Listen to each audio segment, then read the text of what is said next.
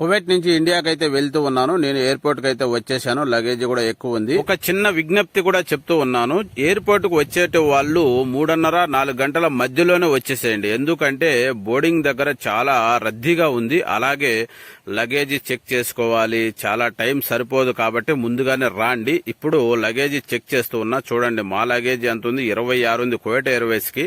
Boarding దగ్గర అయితే నిలబడ్డాను. ఇప్పటికి 1.5 అవర్ అవుతుంది. 1.5 గంట సేపు నిలబడినా కూడా ఇంకా మనము ముందుకైతే చేరుకోవడం లేదు. కాబట్టి అందుకే నా చిన్న విజ్ఞప్తితో మీకు అందరికీ చెప్తూ ఉన్నా. ఓకేనా ఫ్రెండ్స్, దయచేసి ముందుగా రండి.